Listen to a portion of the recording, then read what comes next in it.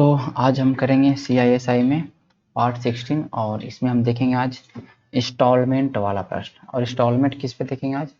CI का instalment. ठीक है, एक नेक्स्ट वीडियो आएगा उसमें देखेंगे हम SI का इंस्टॉलमेंट, किस्त वाला प्रश्न।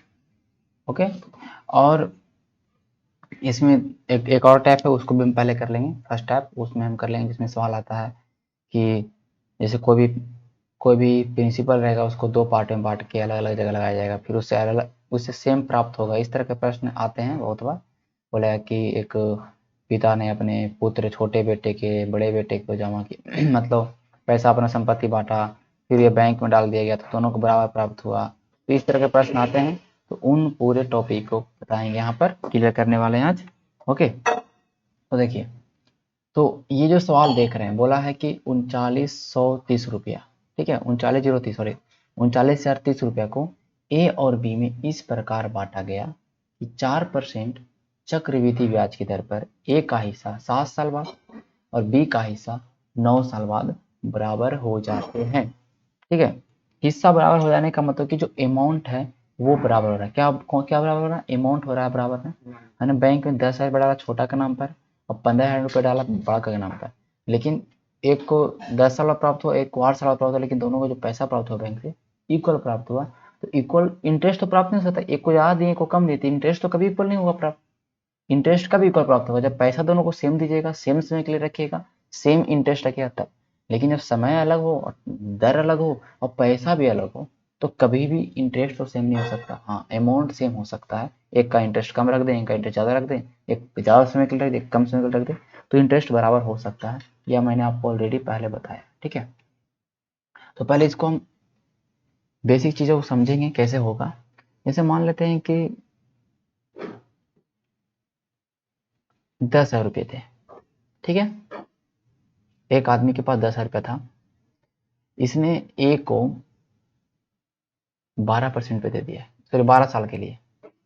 बी को दिया, देखो इस पैसे को 10,000 को ही, ए को कुछ दिया बी को कुछ दिया, ये नहीं पता कितना दिया, लेकिन 10,000 रुपया ही दिया। ऐसा नहीं दोनों को 10,000 नहीं दिया। मैंने क्या बोला, इस 10,000 को बांटा गया ए में और बी में। ठीक है, यहाँ तक ये समझिए, 10,000 रुपये को ए और बी में बांटा गया। एक ए ने लगा दिया 12 साल के लिए, 12 साल के लिए लगा दिया ए ने, ठीक है, और 10% पे, ठीक है, 10% पे, ठीक है, और बी ने लगा दिया 14 साल के लिए 10%। यहाँ पे देखो, यहाँ पे मैंने अभी इंटरेस्ट सेम रखा है, ठीक है, इंटरेस्ट सेम रखा। तो इंटरेस्ट सेम रखने से क्या होगा, इंटरेस्ट अगर सेम रखिएगा और टाइम, अभी देखिए इंटरेस्ट सेम रखा मैंने, अब देखिए अब आपसे कहेगा कि जो दोनों को प्राप्त हो रहा है बाद में जो पैसा, जो अमाउंट, वो हमेशा वो इक्वल हो जा रहा है। तो इस सवाल को बेसिक से कैसे पहले करेंगे उस चीज को समझेंगे। यहाँ देखो, मान लेते हैं कि 10,000 को बांट देते हैं 122 में। समझने के लिए 122 में बांट सकते हैं या नहीं बांट सकते हैं, या ऐसे भी बांट सकते हैं कि मान लेते हैं एक को 100 रुपया मिला तो एक को 10,000 माइनस 1 मिला। ये कर सकते हैं, बताओ यस और नो। एक को अगर 10,000 में से 100 रुपया दे दिए तो एक को जो मिलेगा 10,000 में से 100 रुपया कम मिलेगा। अरे मतलब 10,000 में एक को अगर 4,000 दे दिया तो एक को 10,000 में से 4,000 घटाएं 6,000 मिला है कि नहीं, बताओ। 10,000 अगर बांटेंगे तो 4,000 6,000, तो वही मैंने किया, एक को 100 रुपया दे दिया तो एक को 10,000 माइनस एक्स मिलेगा। ये तो हमको पता है, ये चीज तुम बहुत बार मैंने बताया भी है, इसमें समझाने की चीज नहीं है। ठीक है, तो इसको हम बाई मान लें, इसको हम बाई मान लें वैसे समझने के लिए, लेकिन नहीं सब तो बाई नहीं मानोगे तो चलेगा, इसलिए मैं यहाँ लिख देता। चलो, इस पूरे 10,000 रुपया को, इस पूरे 10,000 रुपया को हमने 100 रुपया में एक और बाई में बांटा। ठीक है, एक का जो वैल्यू हुआ बाई का, लेकिन दोनों जोड़ के कितना आना चाहिए था, आना चाहिए 10,000। हमने दो पार्ट में बांट दिया 100 और बाई में, ठीक है, ये कर दिया। ठीक है, लेकिन ए को दिया हमने 100 रुपया, तो ए जब बैंक में डालेगा, ठीक है, 10 साल के लिए, तो उसको इतना मिलेगा, हाँ या ना, गलत लिखा या सही लिखा। अमाउंट का फॉर्मूला यही होता है ना, प्रिंसिपल गुने 100 प्लस आर बटा 100 या 1 प्लस आर बटा 100। इसे सोल्व करेंगे 110 बटा 100 आ जाएगा और उसके पावर 12, समय 12 है। अब बी को कितना मिलेगा, बी के पास 22 रुपया है, उसने लगाया कितना साल, उसने भी 10% पे लगाया, ये 10 बटा 100 तो होगा ही, ये तो बेसिक डायरेक्टली 10% बोलोगे, 10 बटा 100 कर दो 14 साल के लिए। इसको जो पैसा अमाउंट प्राप्त हो रहा है, इसको जो अमाउंट प्राप्त, दोनों क्या है, बराबर है। मैंने बराबर लिख दिया। चलो यहाँ पर मैं ए हटाता हूँ, यहाँ पर कोई, ठीक है। अब यहाँ से तुम क्या कर सकते हो, यहाँ से तुम एक चीज कर सकते हो, बताओ क्या कर सकते हो जो मैं बताने वाला हूँ। अच्छा, यहाँ से तुम एक्स और वाई का रेशियो निकाल सकते हो। जब भी इक्वल वाला प्रश्न है ना, तो उसमें अगर एक्स और वाई इस तरह की चीज आए तो हमेशा एक एक वाला को, एक कैटेगरी वालों को एक सेट कर लिया करो, मतलब बटा में करो, रेशियो बना ले। जब भी बराबर वाला प्रश्न है ना, तो रेशियो बना लो। एक्स, रुक जाओ, क्या चला गया, एक्स बटा वाई। देखो, अच्छा बाई, बाई को हमने इधर लाया, इधर बाई में पहले क्या है, 110 के पावर 100 बटा 14 है या नहीं है। इस बाई को हमने इधर लाया, इस एक्स को हमने ऊपर रखा है, इस इधर इधर भेज देंगे। बताओ, कोई दिक्कत। इसको क्या लिख सकते हैं पूरा, इसको पूरा काट के हम 110 के पावर 110 बटा 100 के पावर 2 लिख सकते हैं।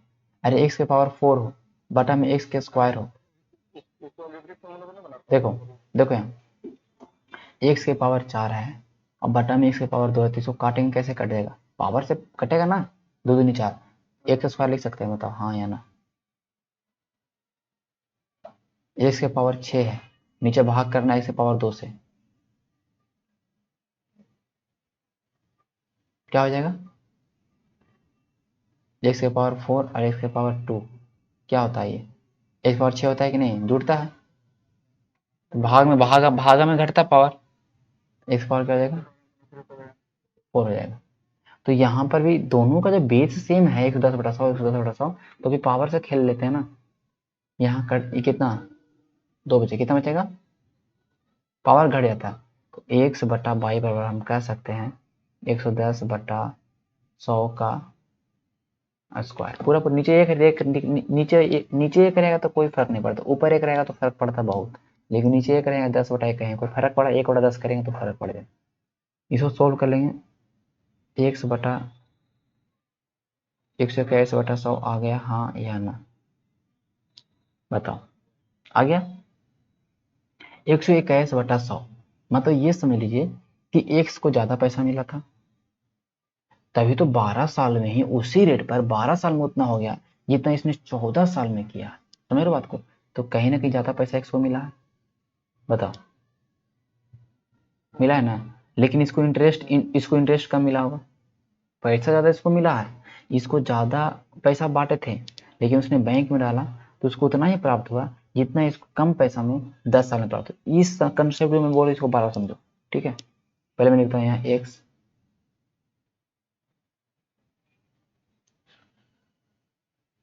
अरे 100 है ना,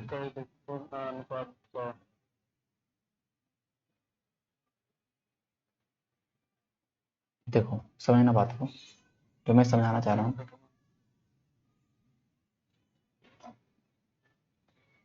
अब देखो जो मैं समझाना चाह रहा हूँ उसको समझना, ठीक है, कि एक्स को पैसा ज्यादा मिला है, मतलब ज्यादा बांटे हैं, बाई को ज्यादा बांटे हैं, हम कोई समझा दो तो, पैसा बांटने की बात करें, ठीक है, अमाउंट की बात नहीं करें, पैसा जो यहाँ से बांटे थे 10,000 को, कि एक ए को ज्यादा दिए थे या बाई को ज्यादा, बी को ज्यादा दिए थे, बताओ, मतलब एक्स तो पैसा है, ठीक है, यहाँ पे ए और बी रखो, ठीक है, ये ए का पैसा है 100 रुपया, एक बी का पैसा है 22 रुपया, तो देखो एक्स 121 आया, क्या है 121 आया, एक्स का वैल्यू कितना आया 121 रुपया और ये 100 रुपया, ये जो तू देख रहे हो ना 121 और 100, ये जो लास्ट में जो रेशियो आया है किसका रेशियो आया, 122 का रेशियो आया। 122 क्या था हमारा यहाँ पे, प्रिंसिपल था, ए के लिए ये प्रिंसिपल था, बी के लिए, और पूरा पूरी 10,000 को बांटा गया था, एक हो सकता है मान लेते 6,000 होगा, तो ये कितना होगा 4,000, यस और नो, तो ज्यादा जो रेशियो बड़ा हो तो रेशियो बड़ा होगा, तो कुल मिला के एक्स को ज्यादा पैसा हमने दिया था, लेकिन भाई एक्स को जो प्राप्त हुआ वो बाई से कम प्राप्त हुआ या नहीं प्राप्त हुआ, एक्स को ज्यादा पैसा तुम दिए फिर भी देखिए बराबर ही रहा, और बाई को हमने कम दिया फिर भी ये बराबर हो गया, तो कुल मिला के एक्स पर जो इंटरेस्ट मिल रहा है वो कम मिल रहा है या नहीं मिल रहा है, ये चीज़ तुमको समझ में आ रहा है? बताओ, दोबारा मैं समझा दूँ। एक्स को कम मिल रहा है पैसा, क्योंकि देखो एक्स ने उतना ही पैसा उतना ही समय के लिए लगाया, उतना ही रेट पे लगाया, समय वाला जो भी हो, लेकिन जो भी यहाँ हम इतना कुल मिलाकर समझेंगे कि इसके पास 121 था और लास्ट मान लेते हैं कि 150 प्राप्त हो, पूरा पूरा 150 रुपया हो, इसके पास 100 था, इसके पास 150 प्राप्त हो, तो इसका इंटरेस्ट किसको ज़्यादा प्राप्त हो, इसको प्राप्त हुआ कि नहीं, बताओ। मैं यही समझाना चाह रहा हूँ, ठीक है, बस यह समझ लिया, बहुत बहुत काफ़ी है, ठीक है। तो देखो, इस तरह सवाल आएगा, तो इस तरह का सवाल जब भी आएगा एग्जाम में, तो इतना हम नहीं करते हैं। क्या करते हैं वो मैं अभी आगे बताने वाला हूँ, लेकिन पहले एक चीज़ समझ लो। इसमें एक टाइप का प्रश्न कैसा आएगा ना, कि एक पिता ने अपने पुत्र को पैसा बांटा इस तरह से, एक बेटा 25 साल का था, एक बेटा उसका कितना साल का था, 27 साल का, ठीक है, उम्र है, ये क्या है, उसका उम्र है। अब बोला कि पैसा उसके नाम से जमा कर दिया, ठीक, जितना भी पैसा रहा हो, लेकिन दोनों के नाम से जमा कर दिया। मान लेते उसका पूरा पूरी संपत्ति उस पिता का 1 लाख होगा, तो 60,000 एक बेटे के नाम पर, 40,000 एक बेटे के नाम पर रख दिया। ऐसा हो सकता है या नहीं हो सकता, जो भी रखा होगा। लेकिन बोला कि जो पैसा है फिक्स कर दिया है, और ये 40 साल जब उन लोगों का उम्र हो जाएगा ना, तो निकल जाएगा। तो एक बात बताइए, ये इसका 15 साल बाद निकल जाएगा कि नहीं निकलेगा?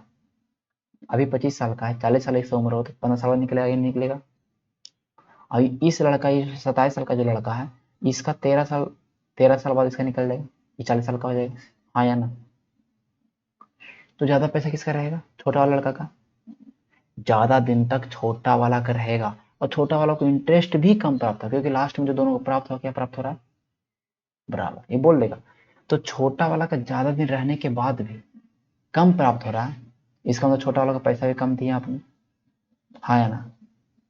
और बड़ा वाला का कम रहने के बाद भी, 13 साल ही रहने के बाद उतना पैसा मिल रहा है, इसका मतलब बड़ा वाला को ज्यादा पैसा आपने दिया है, और इंटरेस्ट ज्यादा प्राप्त भी हो रहा है।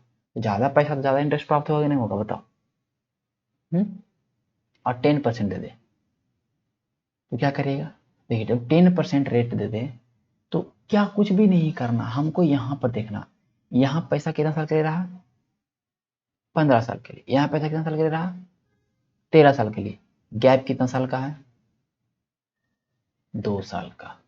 अब तुमको कुछ करना ही नहीं है, इस 10% को क्या कहेंगे, 1/10 कहेंगे, नहीं कहेंगे, यस और नो? तो 10 रुपये कितने रुपए बन गया, 11 रुपये, 1 साल में। 2 साल में कितना बनेगा, 100 से 121, ये आ जाएगा रेशियो तुम्हारा, किस चीज का रेशियो आ जाएगा, उस पूरे पैसे को बांटने का रेशियो। जितना पैसा होगा, जितना पैसा बांटा था शुरू में, उसका ये रेशियो निकल जाएगा डायरेक्टली, डायरेक्टली। और इसमें जो ज्यादा होगा, ज्यादा पैसा जो होगा, वो किसका हो जाएगा, जो जहाँ बोला जाएगा बड़ा वाला का होगा, क्योंकि ज्यादा पैसा तो बड़ा वाला को देना था ना, कम उम्र में, 13 साल में ही, उतना ही रेट पे, यहाँ पे रेट उतना उतना ही रेट में इसको उतना प्राप्त हुआ। तो 121 बड़ा वाला को हो जाएगा, और 110 100 किसका हो जाएगा, छोटा वाला को। कोई दिक्कत, बताओ। 2 साल का गैप रहेगा तो 2 करेंगे, 3 साल का गैप रहेगा तो 3 करेंगे, 3 मतलब क्यूब करेंगे, ठीक है, समझ में आ गया? इस पे सवाल अब देखो बना होगा, फट बनेगा। कह रहा है कि 39,000 रुपये, कितने रुपये बांटा है इसने, 39,000 30 रुपये बांटा है, ए को दिया, बी को दिया, कितना दिया मुझे नहीं पता, लेकिन इतना पूरा पूरी पैसा ये है। एक को चक्रवृद्धि ब्याज 4% है, एक को 7 साल बाद मिलता है, एक को 9 साल बाद मिलता है, बराबर। इसको 7 साल बाद जो प्राप्त होता है, इसको जो 9 साल बाद प्राप्त हो, बराबर है। अंदर कितना साल का है, इसको बेसिक से भी कर लेना एक और तुम लोग, 2 साल का अंतर। 4% कितना लिख सकते हैं, 1/25, ये 25 है, जो कितना बन गया, 26 बन गया। 2 साल में कहेंगे 625 कितना बन गया, 76। गलत हमने लिखा या सही लिखा, बताओ। ओके, यहाँ पर हम ये नहीं समझेंगे कि ये प्रिंसिपल है या अमाउंट, ही नहीं समझेंगे, लेकिन ये समझेंगे कि एक को 625 रुपया मिला, एक को 675 रुपया मिला, शुरू में जो बात।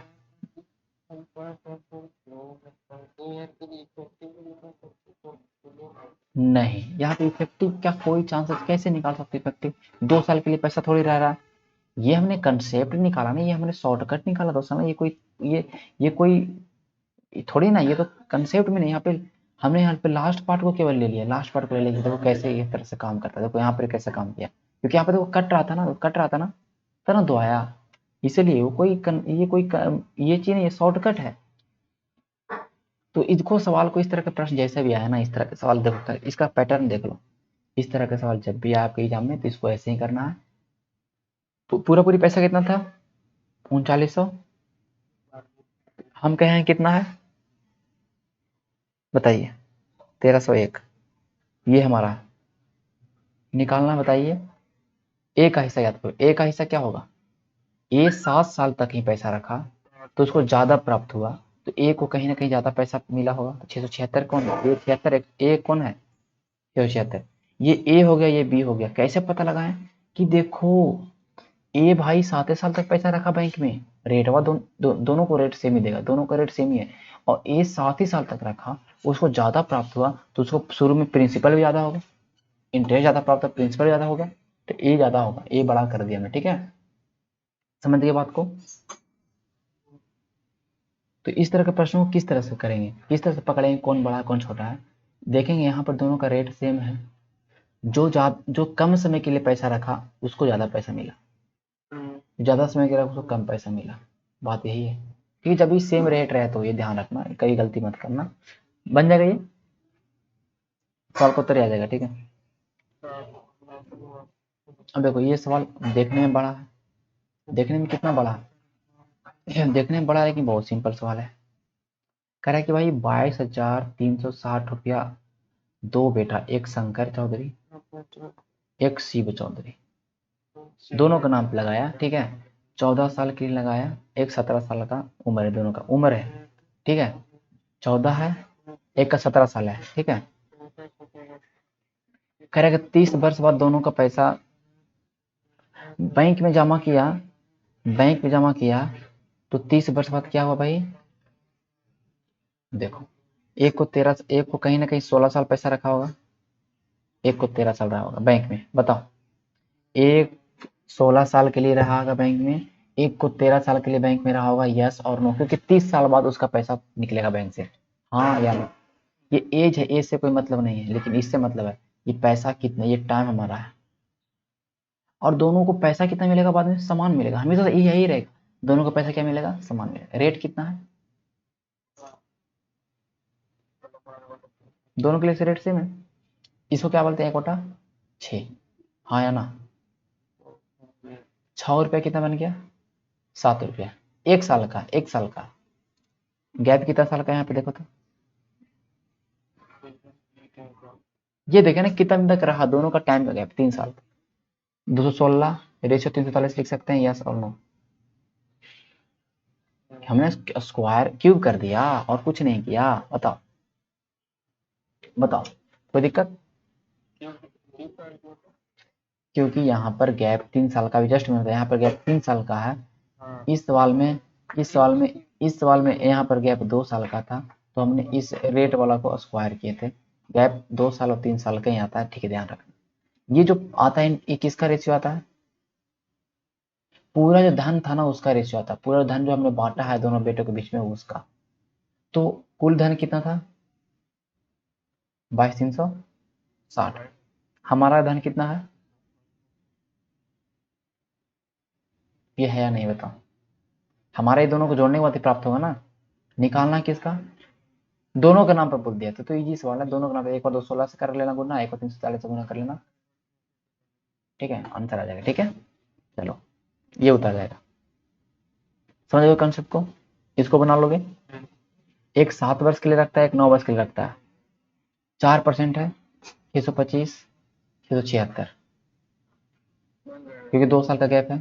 ये दोनों को जोड़ना 20, 8, 16 के बराबर होना चाहिए था, भाग करना, आंसर आ जाएगा, ठीक है? दोनों का पूछा। ये राम और श्याम के बीच में बांटना है इतना पैसा को 3 वर्ष में, वही धनराशि प्राप्त है जो 5 वर्ष में प्राप्त करेगा। ये 3 साल में मिल गया उसको उतना पैसा, इसको 5 साल में पैसा मिला। गैप कितना साल का है? 2 वर्ष का। समय रेट कितना है? 4%। 625, 676। 2 साल का देख, जैसे देखा 2 साल का था हमने स्क्वायर कर दिया, क्योंकि 4% का मुझे पता है 1/25 होता है, 2625 होता है, ठीक है? 26,000,200 को इससे भाग करना, 26,000,200 के भाग करना 1301 से। निकालना है राम का हिस्सा। राम 3 वर्ष में कमाया तो राम ज्यादा वाला होगा राम का ना। एक ये हो जाएगा उत्तर, ठीक है। चलते हैं, तो ये हो ना, सॉरी 67 दूनी यही है, ये सॉरी ये होगा, ठीक है। ये बन जाएगा, एक का उम्र 27 साल था बच्चा का, एक का 25 साल था। ये पैसा बांटा उन दोनों के बीच में, एक ने 5% इंटरेस्ट पे लगाया और 40 साल जैसे उम्र हुआ दोनों को बराबर मिल गया। बात खत्म। या दो भाई, 13 साल एक ने लगाया, एक ने 15 साल लगाया, दो का डिफरेंस है 5% है। 5% को कहते हैं 1/20। 400 रेशियो 141। गलती लिखा हमने, बताओ। सही लिखा हमने। 20 और 21 को हमने यहाँ पे 2 साल के लिए कर दिया। 16,800 बांटना है, 16,820 पे बांटना है। कितना बांटना है? 16,820 रुपया। हम कितना बांट रहे हैं यहाँ पर देखो तो, 841 रुपया। गलती लिख रहे हैं। ये 2 से कट रहा है कि नहीं कट रहा है? 20 से कट रहा है। आपको निकालना है क्या भाई? बड़े भाई का। तो वो देखो, ये क्या हो भाई, बड़ा भाई है तो कम पैसे, कम समय के लिए लगाया होगा। बड़ा भाई जल्दी उम्र पूरा करेगा ना, तो उसका कम समय के लिए लगाना, तो बड़ा भाई को ज्यादा पैसा मिला होगा, तब तो कम समय में ज्यादा मिल गया। क्लियर? हमेशा बड़ा भाई को ज्यादा मिलेगा, यह ध्यान रखना, ठीक है। ये आंसर हो गया। 882 रुपया। बना लोगे? ये बताने की जरूरत है? नहीं।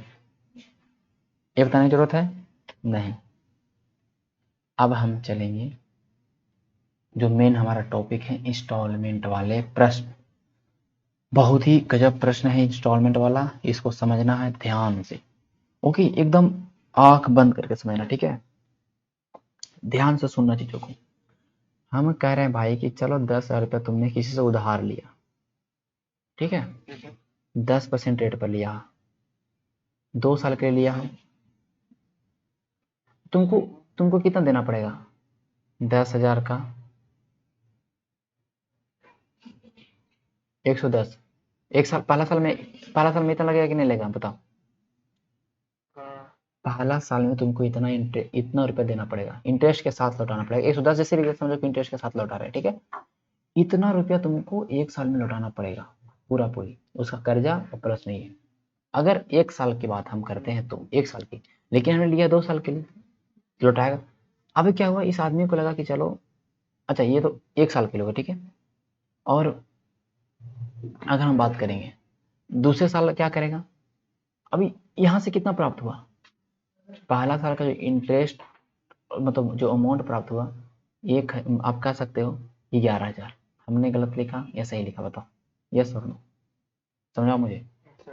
11,000, अरे 1 साल में वो पैसा 11,000 रुपये बन गया उस आदमी के पास। फिर 1 साल तक रख दिया अभी, फिर 10% 1 साल के लिए, उसको 12,100 रुपया प्राप्त होगा। जो जिसने कर्जा दिया है उसको 12,100 रुपये, मतलब जो लौटाना है हमको, पूरी 12,100 रुपया लौटाना है। इसमें 2100 रुपया इंटरेस्ट शामिल है, यस और नो। आपको पता है 10% का 2 साल होता है 21%। तो इंटरेस्ट निकालने के लिए बोलते हम तो 21% निकाल के 2100 निकाल देंगे, या 121 से गुना करेंगे, डायरेक्टली इतना आ जाता है, ठीक है। हमको इतना करना नहीं पड़ता, लेकिन हम समझाना क्या चाह रहे हैं कि 1 साल में इतना पैसा बन गया और अगला साल में फिर उस पे इतना बन गया। हमने ये सही लिखा या नहीं लिखा? क्योंकि हमेशा कंपाउंड इंटरेस्ट का कहना है कि जो भी मिश्रधन होगा हमारे अगले साल के लिए क्या हो जाएगा, मूलधन हो जाएगा। जो भी आपका अमाउंट है वो अगले साल के लिए क्या बन जाएगा, हमारा प्रिंसिपल। पता है या नहीं है? तीन, जैसे कि मान लीजिए कि हमारे पास 2 रुपया बैंक में जमा किए, वो 1 साल में हमारा 3 रुपया बन गया, 1 रुपया इंटरेस्ट मिल गया, 3 रुपया बन गया। तो पैसा अगर बैंक में छोड़ देते हैं तो अगला जो मुझे मिलेगा इंटरेस्ट, वो 3 पर ही मिल जाएगा। हाँ, यही यही चीज, ठीक है। अब देखो, एक ये हमने स्टेप देखा, एक सेकंड स्टेप देखते हैं कि चलो मान लेते हैं इस आदमी ने लिया पैसा उधारी 10,000 रुपया। जैसे ही 1 साल हुआ, 1 साल हुआ, इसने 1 साल में कितना पैसा बन जाएगा, पैसा कितना हो जाएगा, 11,000 रुपया। हाँ या ना? 1 साल में 11 तो बन जाएगा 10% के रेट से। अब इस आदमी को लगा चलो 6,000 रुपया हम दे देते हैं, अभी 6,000 रुपया हम जमा कर देते हैं, फिर अगला पैसा अगला साल पूरा कर देने के लिए, यस और नो। इस आदमी ने अगले साल ही 6,000 रुपया जमा कर दिया। इस समय पैसा कितना बन चुका था, 11,000। इसमें उसका कर्जा कितना बन चुका था, 11,000। उसने 6,000 जैसे ही लौटा वापस किया, अब इसका कितना कर्जा बचेगा इसके पास, कितना बचेगा 5,000। अब इसी 5,000 अब जो बचा उसी पर अगला साल के लिए 10% लगेगा ना, बताओ। तो अगला साल इसको कितना जमा करना पड़ेगा 5500। 5500 तो इसने एक बार जमा किया 6,000, इसने एक बार जमा किया 5500, टोटल इसने कितना जमा किया 11,500।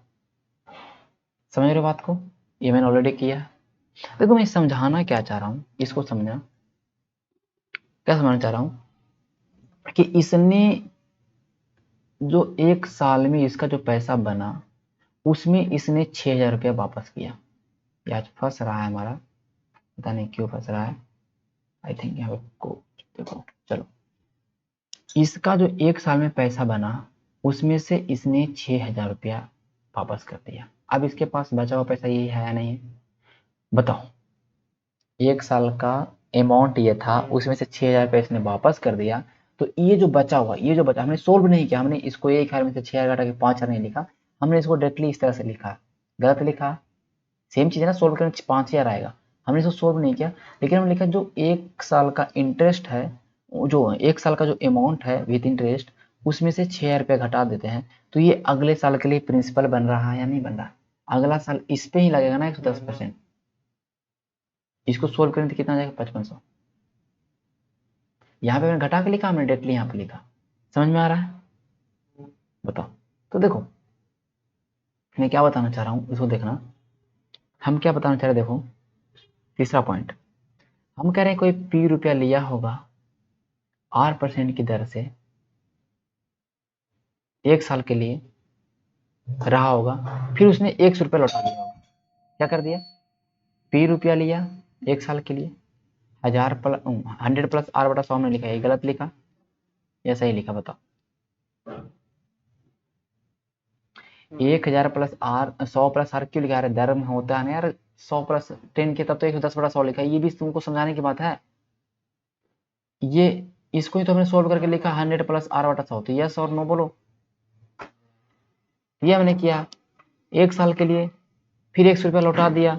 तो अगला साल इस जो रिमेनिंग पैसा लौटाने का जो बचा, रिमेनिंग बचा, इस पे फिर हमको फिर कितना लग जाएगा 100 जो भी हमारा रेट हो उस पे लगेगा ये, बताओ। और ये भी बराबर होगा कितना का, x का।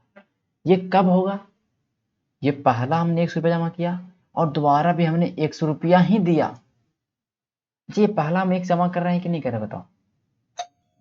पहला हम 100 रुपया जमा कर दिए, तो जो रिमेनिंग बचा उस पे रेट लगने के बाद भी हमको जो देना उसको भी हमको 100 रुपया देना।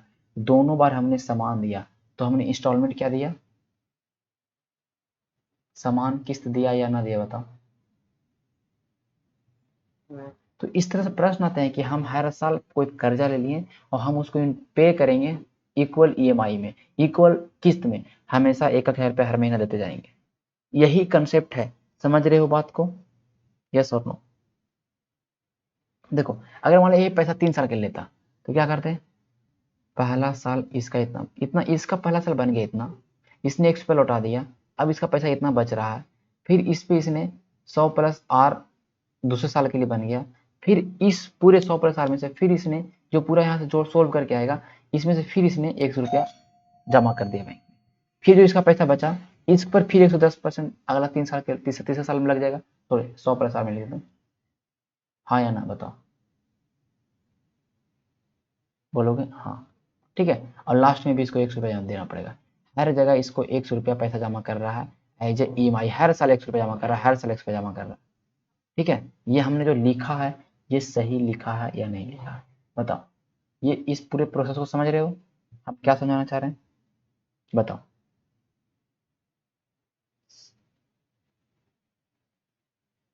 तो यहां तक तुम लोग का क्लियर हो गया होगा, ठीक है। किस तरह से काम कर रहा है, जो अमाउंट बन रहा है उसमें से पैसा वापस कर दे रहे हैं, तो जो रिमेनिंग बन रहा है फिर अगला साल के लिए प्रिंसिपल बन जाएगा। वैसे होगा ना, वैसे हम अभी तो नहीं है कि हमने 10,000 रुपये कर्जा लिया तो हमको हर साल 10,000 रुपये लगाएगा, उस पर तो नहीं लगाएगा ना। हमने उसको वापस कर दिया तो अब तुम्हारे पास जो मेरा कर्जा उस पर तुम इंटरेस्ट लोगे ना। यहाँ पे यही फंडा हो रहा, समझ में आ रहा, हाँ या ना, बताओ। चलो अब जो तुमको बताने वाले हैं, ये तो मैंने बेसिक बताया चीजें, अब उसमें भी हम एक और बेसिक जोड़ने वाले हैं। ये भी बहुत महत्वपूर्ण है, इसको समझना, ठीक है। फिर सोल्व इतना जल्दी सोल्व कर लोगे ना कि तुमसे फास्ट कोई सोल्व ही नहीं कर पाएगा। ईएमआई वाले प्रश्न, मतलब इंस्टॉलमेंट वाले प्रश्न। ठीक है, मैं क्या लिखने वाला हूँ कि पी रुपया हमने उधार लिया R% की रेट से, या पी रुपया कोई सामान लिया, कुछ भी हो सकता है। उसने हमें बोला, उसने बैंक ने हमें बोला कि तुम 100 रुपया हमको ईएमआई देना, दूसरे साल भी हमने 100 रुपये में 2 साल के लिए लिया पैसा, बोला कि 100 रुपये का आपका ईएमआई बांध देते हैं, हर साल आप 100 रुपये दे दीजिएगा, आपका कर्जा वसूल हो जाएगा। बोले चलो ये बहुत अच्छी बात है। बताओ, दोनों बार बराबर रुपया में इसको किस्त देना है 100 रुपये का, इसने पी रुपया लिया है R% की रेट से, कैसे बनाएंगे? हम ऐसे लिखेंगे ना, पी रुपया है, पहला साल 100 प्लस R/100, हमने ये गलत लिखा, हाँ या ना? ये तो बेसिक है ना, अमाउंट निकालने का बेसिक है, P इंटू 100, 1 प्लस 100 R/100 का पावर टी समय 1 साल के लिए, ये लिखा हमने। एक साल में ये पैसा उसका 1 साल में इतना बन गया। ठीक है, लेकिन जैसे ही 1 साल हुआ, हमने 100 रुपये उसको क्या कर दिया, जमा कर दिया। तो जैसे ही हमने अमाउंट में से किस्त जमा कर दिया, तो ये बच गया क्या हमारा, रिमेनिंग अमाउंट अगले साल के लिए। अगले साल का पैसा बचा हुआ पैसा कितना है, इतना। मान लेते हैं यहाँ पर 10,000 रुपया होगा, ये पूरा 10,000 रुपया हो, 11,000 रुपया होगा, और हमने 6,000 रुपया जमा कर दिया, तो बचा 5,000 ना। बताओ, गलत लिखा या सही लिखा? जल्दी से।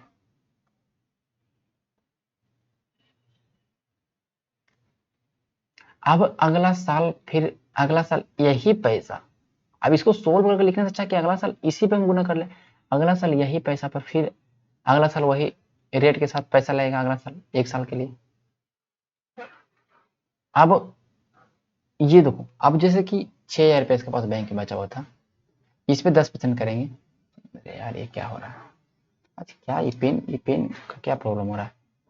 6,000 रुपया इसके पास अब बैंक में बचा है, वो एक किस्त देने के बाद इस पे इसने, इसको फिर अगला साल 10% देना पड़ेगा, 1 साल फिर, जैसे कि 1 साल और रहेगा, तो इसको कितना रुपये देना पड़ेगा?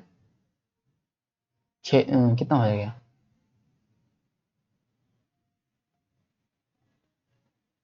6600 रुपया, कितना हो गया? इसको जो 6600 रुपया लास्ट में लौटाना पड़ेगा, क्योंकि 2 साल के लिए पैसा रखा तो उसको पूरा पूरा लौटाना पड़ेगा, तो 6600 रुपया लौटाना पड़ेगा। तो ये रिमेनिंग पर से हमें कर रहे हैं तब ना रहा।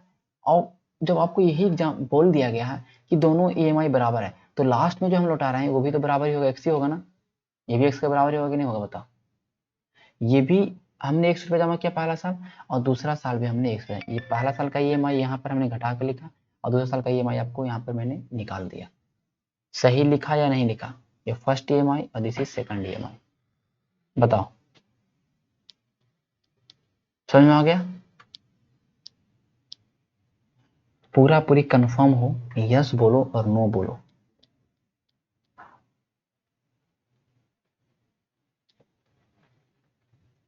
देखो, अब इसको क्या करेंगे, देखो यहाँ से एक चीज निकालेंगे, P गुने 100 प्लस R 100 माइनस एक्स, इसको इधर रखेंगे, इस पूरे गुना वाला को इधर भेज देंगे। अभी हम एक चीज तैयार कर रहे हैं, फॉर्मेट तैयार कर रहे हैं, एक्स गुने 100 बटा 100 प्लस आर। सही लिखे गलत लिखे, बताओ? आज सही से पेन काम नहीं कर रहा, कोई बात नहीं, चलो सही लिखे। ठीक है, हमने इसको इधर भेज दिया, कुछ नहीं किया। अच्छा, हमको केवल इसमें पी हमको चाहिए, सबको उधर भेज देना, कैसे कर सकते हैं बताओ? इधर एक्स प्लस में हो जाएगा, बहुत अच्छा। इधर क्या बचेगा, P गुने 100 प्लस आर बटा 100। एक एक कंसेप्ट समझा रहे हैं, उसको समझना ध्यान से। एक्स प्लस एक्स इंटू 100, बताओ ये सही लिखे या गलत? ठीक है, यहाँ तक हो गया। लेकिन जब पी के अगर केवल निकालने की बात करेंगे, तो पूरा का बट्टा हो जाएगा। तो पूरा का बट्टा मतलब इसका बट्टा भी इसका बट्टा, अरे जैसे देखो इधर लिख दूँ 5 + 4 लिख दूँ, कि इधर 2x है। एक्स का पहले तुम चाहे तो क्या करोगे, बताओ? चाहे तो 5 और 9 को जोड़ के 2 से भाग करोगे, करोगे ना, 4.5 आएगा। चाहे तो 5 को 2 से भाग कर दो, और 4 को 2 से भाग कर दो, 2.5 और 2, यहाँ भी 4.5 आ रहा है नहीं आ रहा, बताओ? तो हमने x को भाग कर दूंगा, कितना से करूंगा x को भाग, 100 प्लस r बटा 100 से। 100 ऊपर चल जाएगा कि नहीं चल जाएगा, बताओ?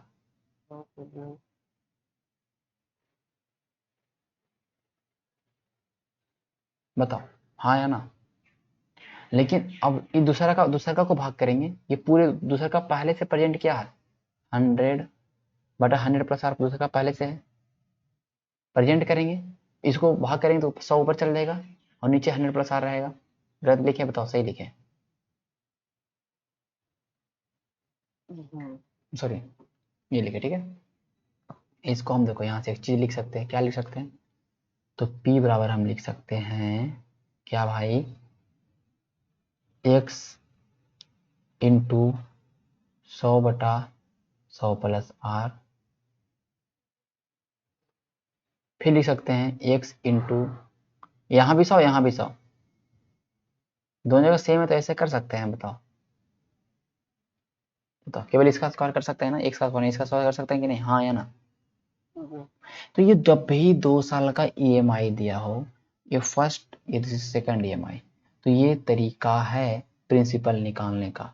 1 साल के लिए तो 100/100 प्लस आर, इस चीज का उल्टा किए, 2 साल के लिए बोलेगा तो 100/100 प्लस आर का स्क्वायर करेंगे, 3 साल रहेगा तो फिर एक जुड़ जाएगा और उसमें 100/100 प्लस आर क्या कर देंगे, क्यूब कर देंगे। समझ में आ गया, ये 3 साल का ईएमआई रहेगा तो इक्वल ईएमआई रहेगा वो, तो समझ रहे हो बात को, इक्वल ईएमआई रहेगा तो समझ रहे हो कंसेप्ट को।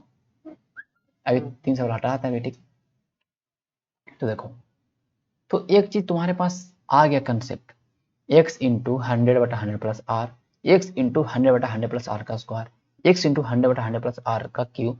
ये सबसे बेसिक फार्मूला आपको हर एक किताब में मिलेगा, ये प्रिंसिपल निकालने के लिए ये सबसे बेसिक फार्मूला है। कैसा है आज मैंने ये बता दिया, कोई भी तरह का दिक्कत नहीं हो चाहिए, इसको सोल्व, इसको तुमको प्रूफ करने के लिए बोल देना तो तुम इजिली कर दोगे। तुम बोलोगे पहला साल का इंटरेस्ट, उसमें से हम पहला साल का अमाउंट, उसमें से हमने एक किस्त दे दिया, जो बचा दूसरे साल के लिए क्या बन गया प्रिंसिपल, फिर उसमें से हम 1 साल, फिर उसमें से 1 साल हम उसका फिर अमाउंट बनाएंगे, फिर अगला साल के लिए वो बन जाएगा इंटरेस्ट, मतलब अगला साल के लिए बन जाएगा प्रिंसिपल, और जब इक्वल ईएमआई रहेगा तो बराबर में एक्स कर देंगे, हाँ या ना। अब देखो सवाल कितना जल्दी बनाओगे, कैसे बनाओगे, ये सवाल कैसे बना सकते हो, एक भवन निर्माता ने 2550 उधार लिया, कितना रुपया उधार लिया भाई, चलो रुको, इससे पहले हम ये सवाल बनाएंगे तब अच्छा रहेगा तुम समझने के लिए। फिर इसे देखो थोड़ा, 6800 रुपया उधार लिया है कमल ने और कहा 2 समान वार्षिक किस्त में जमा कर देंगे, तो हम सेम ईएमआई इक्वल ईएमआई क्या होता है समान, हर साल तुम बराबर पैसा दे दोगे बैंक को, रेट कितना 12.5%। समझ रहे हो बात को। हम्म अब बताइए, फार्मूला तुम लगाओगे, प्रिंसिपल निकालना, प्रत्येक किस्त की राशि निकालने के लिए बोल रहा है, एक्स का वैल्यू निकालने के लिए बोल रहा है, प्रिंसिपल आपका कितना दिया हुआ, तो पहले फार्मूला लगाओगे पी बराबर एक्स इंटू 100 ऊपर रहता ना इसमें, नीचे 100 प्लस आर रहेगा, पहला साल क्या होगा ये फर्स्ट ईयर, लेकिन 2 साल बोलता था क्या करेंगे एक्स इंटू, दो किस्त बोला ना, तो सही लिखा या गलत लिखा बताओ, यहां तक समझ में आ रहा है। प्रिंसिपल कितना दिया आपका 6800 रुपया, किस्त निकालना है, एक्स का वैल्यू निकालना, ओके, एक्स को रखते हैं, आर आपका दिया कितना 12.5%, कितना दिया है 100 में जोड़ेंगे तो कितना 112.5 हो जाएगा कि नहीं हो जाएगा, 100 में जोड़ेंगे तो 112.5 हो जाएगा, यहाँ पर 112.5 लिखाएगा।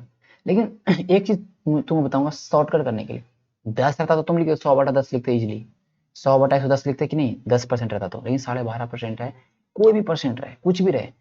अच्छा ये तुमने 1+r/100, ये तो तुम बहुत बार किए हो कि नहीं किए हो बताओ, 1+r/100 तो बहुत बार किए होगे, हर जगह इस्तेमाल किए होगे।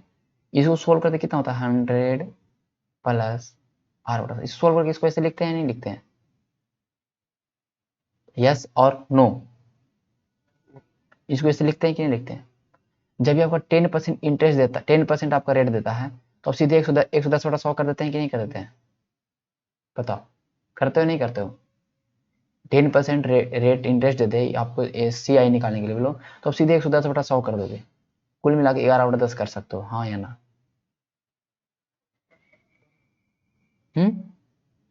तो हम ऐसे नहीं कर सकते 1/10, 10% को 1/10 बोलेंगे ना, एक रुपया क्या है हमारा, 1 रुपया हमारा इंटरेस्ट, 10 रुपया हमारा मूलधन है।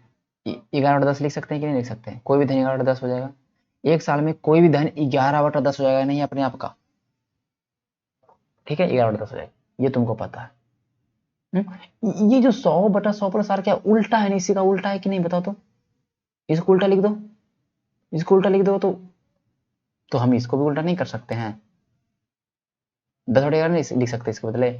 तो यहाँ पर रेट ऑफ इंटरेस्ट 12.5% है। इसको अगर हम बेसिक करते तो मतलब जो तरीके जो मतलब सिंपल रहता, ये ऐसे रहता 1 + r/100 में निकालना होता 12.5% को, तो यहाँ पे रखने में प्रॉब्लम होता। लेकिन आप क्या कहते हैं 12.5% 1/8, क्या कहते हैं, यही कहते हैं 1/8 होता है, मतलब 9/8, 9/8 जब सीधा रहता तो उल्टा है, तो हम 8/9 कर सकते हैं, यस और नो। दूसरा का क्या करेंगे, 8/9 का स्क्वायर 64/81 कर सकते हैं या नहीं कर सकते हैं? उल्टा हमने लिखा क्योंकि यहाँ पे उल्टा होता है, ईएमआई इंटरेस्ट इंस्टॉलमेंट में उल्टा होता है, रेट को सीधे तोड़ के लिख देना, ठीक है। 100 प्लस वलस नहीं करना है, ऐसे ही करना है। दे दे आपको 20%, क्या करेंगे 5/6 करेंगे, सीधा वाला में 5/6, उल्टा वाला क्या करेंगे 6/5 करेंगे, सॉरी सीधा वाला में 6/5 करेंगे, उल्टा वाला क्या करेंगे 5/6 करेंगे, ठीक है। वो तो सही लिखे, ये कर पाओगे, सीधा उल्टा कर पाओगे, इसमें कंफ्यूजन नहीं होगा ना? कर लेंगे। अब देखो क्या बताने वाले हैं, यहाँ पर देखो एक चीज सीखना जो मैं बताने वाला हूँ। अब देखो यहाँ पर इसको जोड़ेंगे, x तो कॉमन हो जाएगा, होगा कि नहीं होगा? 800 से इधर रखते हैं, कोई मतलब नहीं, इधर रखते हैं, x कॉमन हो जाएगा। 8/9 को जोड़ना होगा, पहले देखो 8/9 को जोड़ना होगा और 64/81 को जोड़ना, इसको जोड़ना होगा, ठीक है। तो तुम जोड़ लोगे, ये तुमको कंफर्म पता है। लेकिन इसमें एक चीज देखें, ध्यान है, इस तुम्हारा जो आने वाला है एलसीएम क्या आएगा, बड़ा वाला आएगा 81 आएगा ना। तो सेकेंड साल वाला जो है, जो सेकेंड ईयर वाला है, ये कहने में जो सेकंड जो स्टेप वाला है, वही हमारा क्या बन जाएगा, एलसीएम बन जाएगा। इसको सोल्व करने के लिए यहाँ 81 से गुना करना पड़ेगा, एलसीएम ले लोगे तो 9×9 = 81, तो कितना 9 से गुना करना पड़ेगा, 9 से गुना करना पड़ेगा, मतलब इस 9 को 81 बनाने के लिए 9 से गुना करना पड़ेगा, तो ऊपर भी 9 से गुना करना पड़ेगा, हाँ या ना। इसमें कुछ गुना नहीं करना पड़ेगा, 3 स्टेप रहता, 3 स्टेप में 729 पूछ जाता, 9 में 729 पूछ जाता, तो इसको कितना से गुना करना पड़ता, 81 से। मतलब बनाना है हमको लास्ट वाला के बराबर, सबको लास्ट वाला के बराबर बनाना है। इसमें 2 टर्म था, इसने पहला को लास्ट के बराबर बना दिया, 3 रहता तो तीसरा के बराबर ये दोनों को बनाना पड़ता, हाँ या ना। ऊपर में गुना हो रहा है या नहीं हो रहा, बताओ, ठीक है। ये हम ये क्यों बता रहे हैं अभी आगे बताएंगे, ठीक है। चलो इसको सोल्व कर लोगे, तुम्हारा आंसर आ जाएगा, जो भी आंसर आएगा 136 ऊपर में आ जाएगा, देखो ये आ जाएगा 6800 बराबर x का 136/81, आंसर आपका आ जाएगा 4050 रुपये, एक्स का वैल्यू, ठीक है। एक्स का वैल्यू कितना आ जाएगा 4050 रुपया पर ईएमआई। ये basic concept, basic formula based था ये चीज, समझ गए हाँ या ना, बताओ। अब हम क्या बताने वाले हैं उसको जानो, उस कंसेप्ट को जानो। जब भी ऐसे ईएमआई वाला प्रश्न आए ना, तो कुछ करना ही नहीं भाई, क्या करना है, कुछ नहीं करना तो क्या करना है, जो देखो मैं बताने वाला हूँ।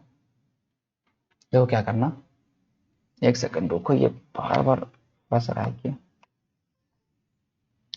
देखो क्या करना है, ये जो तुम्हारा दिया रहेगा ना, इसको तोड़ो पहले। ये क्या हो रहा है, 8 से 9 हो रहा है, हाँ या ना।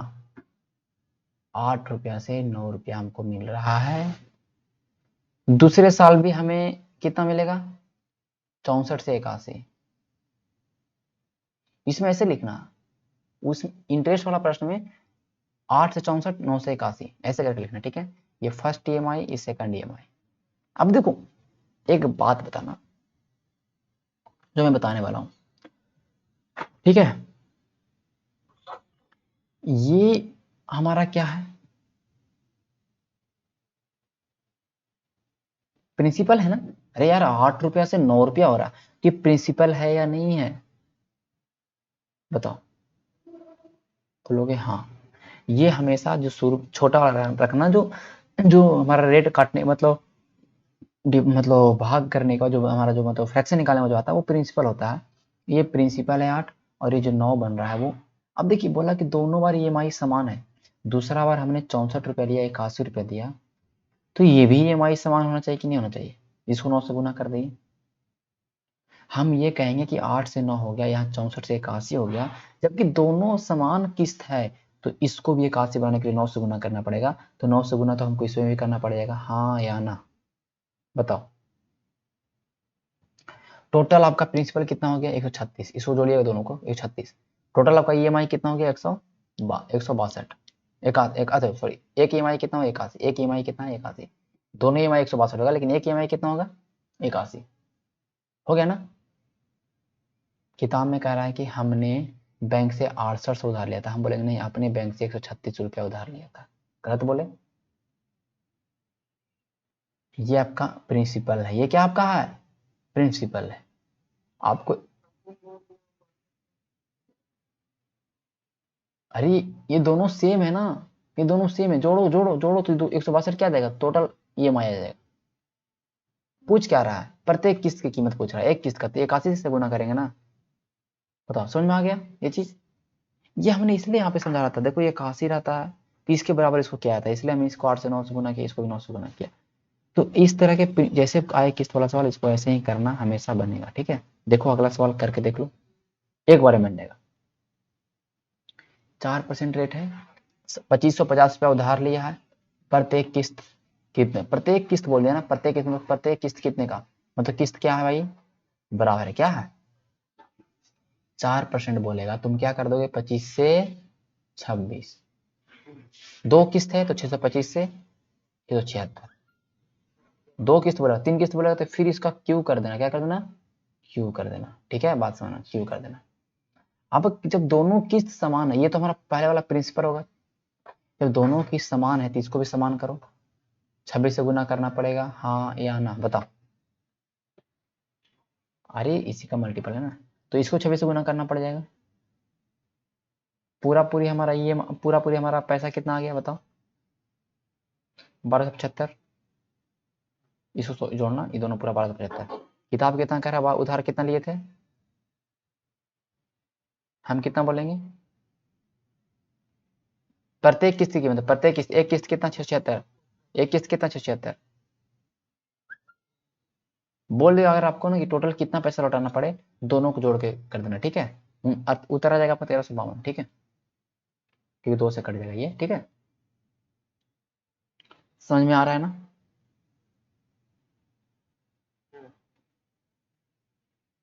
ये बना दोगे, दो बराबर किस्त है। ठीक है, तो ये पूछ रहा भाई बताओ, ये सवाल देखना, कह रहा है कि 5% वार्षिक ब्याज की दर से प्रति 17,640 रुपये की दो वार्षिक किस्तों में चुकाई जाती है। एक किस्त का दाम कितना है? 17,640 रुपया। देख रहे हो ना, ये सवाल पढ़ो।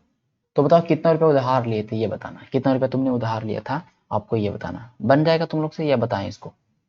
अरे 5% रेट है, तो 20 से कितना होगा? दो किस्त है, दो किस्त है ना। ये हमारा किस्त समान है, तो किस्त को समान करते हैं। क्या बोला कि प्रति इतना रुपया किस्त है, तो किस्त कितना है? 17,640 रुपया। हम कितना बोलेंगे किस्त? 441 से बोलेंगे ना किस्त, क्योंकि किस्त यहाँ पे एक किस्त का वैल्यू दिया। आपको क्या यहाँ पे कैसे गुना करना पड़ता नहीं, हमने नहीं किया था।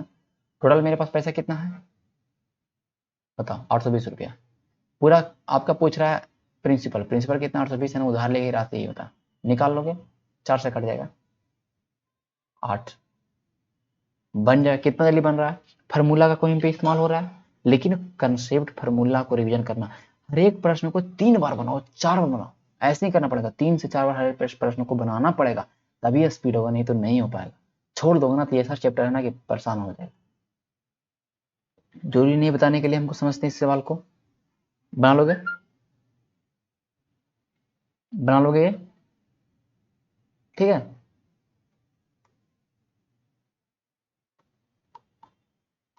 ये क्या है? 3 किस्त में वापस कर रहा है भाई, कुछ भी नहीं है, 3 किस्त में वापस कर रहा है। ठीक है, ये किस्त कितना भी रहे, हमको कुछ नहीं पता होना चाहिए। 3 किस्त जब बराबर बोला तो बराबर करेंगे, बराबर नहीं बोला बराबर नहीं करेंगे। लेकिन पहले सीखो 10% रेट है तो क्या बोलेंगे, 10 से 11, 100 से 121, 1000 से 13 से 31। क्यों था 11, क्यों हमने किया? देखो अगर पहले बात क्या बोला है कि जो पहला किस्त जो दूसरा किस्त है पहला से दुगुना है, जो सेकेंड जो ईएमआई है फर्स्ट ईएमआई का दुगुना। अगर पहला ईएमआई 1 रखते हैं, दूसरा ईएमआई कितना हो जाएगा 2, और तीसरा ईएमआई जो है दूसरा से 3/4, दूसरा जितना है उसका 3/4 है, मतलब 3/2 है। पहला ईएमआई 1 रुपया, दूसरा ईएमआई अगर 2 रुपया है, तीसरा ईएमआई कितना 3/2। इसको चेंज कर देंगे, सिंपल रेशियो में चेंज कर देंगे तो क्या हो जाएगा 2:4:3। ये तीनों ईएमआई का अनुपात है, हाँ या ना। अगर 2 रुपये दे रहे हैं पहला महीना में, दूसरा ये महीना में 4 रुपये देना पड़ेगा, और तीसरा महीना में 3 रुपये देना पड़ेगा, हाँ या ना। यहाँ पे ईएमआई तीनों अलग अलग है। ये आपके ईएमआई के बीच में रिलेशन दे दिया, ये आप लोग निकाल सकते हो या नहीं, कोई भी सवाल में अगर आएगा तो बताओ। क्यों बराबर अगर रहता तो कोई दिक्कत ही था, लेकिन आपको यहाँ पे 2, 4, 3 दिया। अब जो यहाँ पे जो ईएमआई है ना, इसको 2, 4, 3 में बनाना पड़ेगा। हमने बताया था कैसे कैसे बनाने के लिए, तुम याद करो जब हमने पढ़ाया था आपको मिक्सचर वाले सवाल, तो पहले क्या करते थे, पहले इसको इक्वल कर लेना पड़ेगा ना। बताओ, पहले इस तीनों ईएमआई को इक्वल कर लो और फिर उसके बाद 2 और 4 3 से गुना कर दो, तो ऑटोमेटिक एक दुगुना हो जाएगा, ऑटोमेटिक एक उसका 4 गुना हो जाएगा, ऑटोमेटिक 3 गुना हो जाएगा। यस और नो, तीनों का ईएमआई। अरे जैसे मैं बोल दूं कि 2 पैसे, एक 25 है, अब एक मैं बोल दूं कि एक 4:3 में कोई पैसा है, ठीक है। अभी मैं ये बोल दूं अभी 4:3 में है, ठीक है। लेकिन मैं आगे आपको बोल दूं ये पैसा का अनुपात 2:3 है, इस दोनों पैसा का अनुपात 2:3 है, तो पहले 4 और 3 को इक्वल करोगे, इसको कर दोगे 12, इसको भी कर दोगे 12। अब इसमें 2 से गुना कर दोगे, इसमें 3 से गुना कर दो, 24 से कितना आ गया 36। देखिए 2 बड़े हैं 3, 2:3 में आ गया कि नहीं, चीज चेंज होगा कि नहीं बताओ। तो पहले हम इसको इक्वल करेंगे, जब भी इस तरह के प्रश्न आएंगे, मैंने ऑलरेडी मैं ये सब बता चुका हूँ कंसेप्ट। कैसे आप अगर इसमें देखिए ये 11 रुपया, इसमें 2 से गुना करिएगा तो, और इसको 3 से गुना करिएगा, 4 से गुना करिएगा, ठीक है, ये हो पाएगा, वो सेटिस्फाई कर पाएगा। पहले बराबर तो कर लो, तब ना उसको 2 और 4 3 में बांटोगे, या 2 और 4 3 के मिलाओगे। तो इस किस्त को बराबर करने के लिए इसे कैसे गुना करना पड़ेगा, इसको गुना करने के लिए 11 से गुना करना पड़ेगा। ये कैसे हमने 11 ये कैसे डायरेक्ट लिख दिया, कैसे लिख दिया बताओ। अरे यार यहाँ देखो,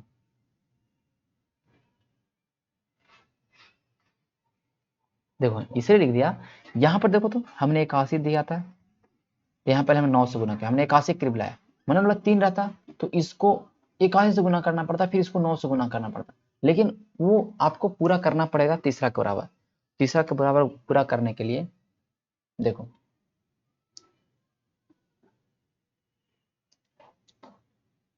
पहला को कितना से गुना करना पड़ा, ईएमआई को कितना से गुना करना पड़ेगा 121, दूसरा को कितना गुना करना पड़ेगा 11 से, और तीसरा में तो गुना करना नहीं पड़ेगा। तीनों 1331, 1331, 1331, अब तीनों, अब इधर भी 1 से कैसे गुना करना पड़ेगा, हाँ या ना बताओ। ये देखो आप चीज को समझना। अब जो तीनों ईएमआई अभी बराबर है, लेकिन तीनों ईएमआई बराबर बोल रहा है नहीं बोल रहा है ना, क्या बोल रहा है तीनों ईएमआई। पहले कोई भी चीज को पहले बराबर पे लाएंगे तब ना वहां से जो कहेगा अनुपात निकालते हैं। तीनों ईएमआई के बीच में अनुपात दिया है, एक 2 होगा तो एक 4 होगा तो एक 3 होगा। पहला 2 होगा, दूसरा 4 होगा, तो तीसरा क्या आ जाएगा। अब जैसे ही गुना करेंगे तो ये 2, 4 और 3 के अनुपात में हो जाएगा या नहीं हो जाएगा बताओ बताओ। तो इसमें 3 से गुना करना पड़ेगा, इसमें 4 से गुना करना पड़ेगा, इसमें 2 से गुना करना पड़ेगा। अब सब कुछ आपके सामने है, कुल पैसा इतना है आपके सामने, कुल पैसा कितना है गुना कर लो। 141 दूनी 242, 2420 रुपया और 4400 रुपया, और यहाँ पर 3000 के टोटल मिला कितना हो गया बताओ। सोल्व कर लो भाई, 2420 रुपया, 4400 रुपया, 3000 रुपया, 0 2 4 4 8 4,3,7,2 9820 रुपया, टोटल 9820। किताब कितना कह रहा है? 34,370। हम क्या बोलेंगे? 9820 निकालना है आपको। बताओ तीनों किस्त की राशि क्या है? पहला किस्त कितना है? इतना से गुना करना पड़ेगा, दूसरा किस्त के लिए इतना से गुना करना पड़ेगा, और तीसरा किस्त के लिए इतना से गुना करना पड़ेगा। आंसर ले जाओगे? बताओ। तो तीनों किस्त देखो, ऑप्शन देखो। हम पहला किस्त निकाल लेते हैं। क्या कर लेते हैं? पहला किस्त निकाल लेते हैं। तो पहला किस्त निकालेंगे कितना होगा? देखिए कितना भी रहेगा, ये कितना भी अगर हम रहेगा, इसको अगर काटेंगे, ये देखो 3, पहला यहाँ पे 1331 गुने 3 है पहला किस्त ना। ये 2, ये ध्यान बताना चाहिए ना, 2, 4, 3 का अनुपात है, 2, 4, 3 का अनुपात है। हाँ 3, 3, यही है। ठीक है, तो जो भी पहला किस्त होगा इसको यहाँ पे से गुना करना, आंसर आ जाएगा। ठीक है, पहला किस्त करोगे तो पहला किस्त के आते ही थोड़ा सा पता चल जाएगा। पहला किस्त अगर डिफरेंट आया, फिर ऑप्शन में कोई नहीं है, तो पहला मार देना, ये उतर जाएगा। ठीक है, तो इस तरह के सवाल जब भी किस्त बराबर नहीं रहे और किस्त के बीच में अनुपात दे रहा है कि पहला किस्त उसका दुगना है, तीसरा है चौगुना है, 5 गुना, तो पहले उन किस्तों का तुम अनुपात निकाल लो कि तीनों किस्त के बीच में क्या अनुपात है, और फिर ये जो हमारा किस्त है उसको पहले इक्वल करके फिर उस अनुपात में बांट दो। फिर आपका जो भी जैसे जो प्रोसेस है उसको करना, फिर जो रहेगा आपका जो निकाल सकते हो, कोई भी समय नहीं लगेगा, समझ रहे हो, और थोड़ा कैलकुलेशन करना पड़ेगा। ये मैंने पहले बार बहुत बार मैंने बोला, CISI। ठीक है, समझ गए? ये बन जाएगा, तीन तो बराबर किस्त थी, तो बराबर किस्त बना लो। 5% है, 5% है 20, 41,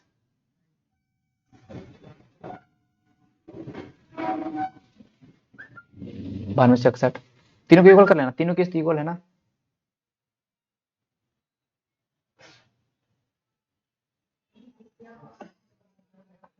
ये कैसे करते पता है ना?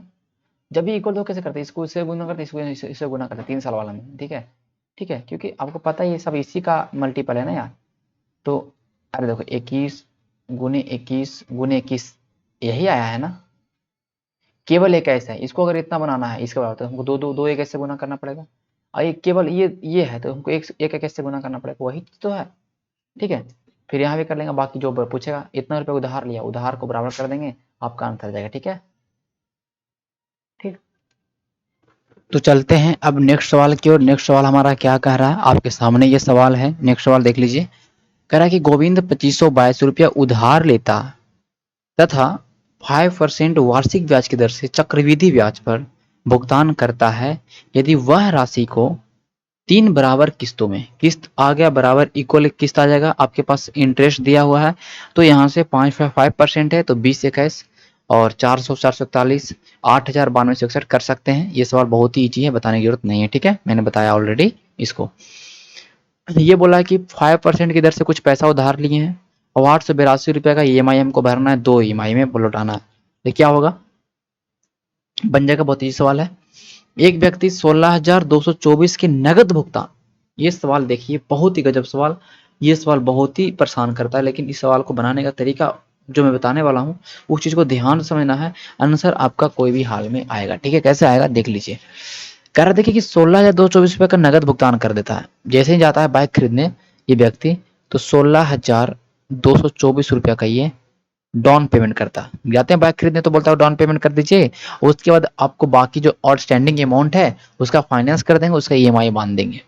तो दुकान वाला बोला कि 2 EMI आपको देना पड़ेगा, दोनों EMI का क्या क्या, 2 EMI। ठीक है, 2 EMI आपको देना पड़ेगा, इक्वल EMI। क्या बोला, जितना आपने डाउन पेमेंट दिया है उतना का EMI करते हैं 1624 का 2 महीना, 2 EMI। ठीक है, 16,224 का 2 EMI पे करना है, मतलब इक्वल हर महीने में 16,224 रुपया देना है 2 महीने तक, उसका बाइक खरीदा जाएगा। ठीक है, तो बोल रहा है बताइए कि स्कूटर का नगद भुगतान क्या होगा, मतलब स्कूटर का रेट बताया 4%।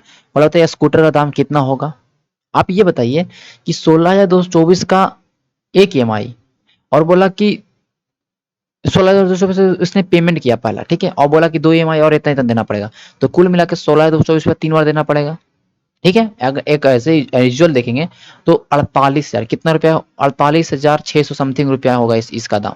ठीक है, 48,600 समथिंग रुपया इसका दाम होगा। मतलब हमें पे करना पड़ेगा। बाकी ओरिजिनल दाम कितना था ये ना मुझे पता, क्योंकि हमने ईएमआई पे लिया। ये बोला है कि बताइए स्कूटर का नगद भुगतान मूल्य कितना होगा, अगर स्कूटर को डायरेक्टली पैसा पर कैश लेते हैं विदाउट ईएमआई तब कितना होता। तो देखिए ऑप्शन के अकॉर्डिंग बना सकते हैं। जब इस स्कूटर को पे कर रहे हैं तो 48,000 से समथिंग आप पे करना पड़ रहा है, तो 50,000 तो दाम होगा नहीं, 40,000 कोई कतई नहीं होगा, क्योंकि तीन, अगर हम 3 किस्त में भी देख रहे हैं 4% का प्रति है, और ठीक है वार्षिक किस्त है, ये ध्यान रखें वार्षिक किस्त है, फिर भी 4% का 3 साल में अगले 2 साल में 8% हार्डली होगा। तो 40,000 का 8% कितना 3,000 समथिंग होगा, यहाँ पर 8 बढ़ रहा है, तो ये भी ऑप्शन नहीं होगा, ये भी ऑप्शन नहीं होगा। आपका ऑप्शन नंबर ऐसे विदाउट पेन चला है। लेकिन फिर भी आपको बनाना का मैं तरीका बताता हूँ। ये 2 ईएमआई है, 16,224 का 2 ईएमआई है, 4% रेट है, तो 25 रुपया से 26 रुपया कैसे लिख दिया मैंने आप समझ चुके होंगे। ठीक है, 25 से 26 रुपया, फिर 625 से 676 होगा, हाँ या ना, 2 बार ईएमआई है तो हमने 2 बार में कर दिया। दोनों ईएमआई इक्वल है तो दोनों ईएमआई को इक्वल, ये हमारा क्या इंस्टॉलमेंट, ये हमारा क्या भाई इंस्टॉलमेंट, ये हमारा क्या भाई प्रिंसिपल। इक्वल करने के लिए 26 से गुना करना पड़ेगा 676 बनाने के लिए, तो 26 से गुना यहाँ भी करना पड़ेगा, इसको जोड़िएगा तो 1275 आ जाएगा। ये तो हमारा एक ईएमआई का रेट 676 है, एक ईएमआई का 676 है। किताब का नहीं, एक ईएमआई का रेट 624 है, 16,224 है। हम लोग नहीं भाई 676 है, आपको निकालना पड़ेगा 1275 गुना करके, आपको निकालना पड़ेगा प्रिंसिपल।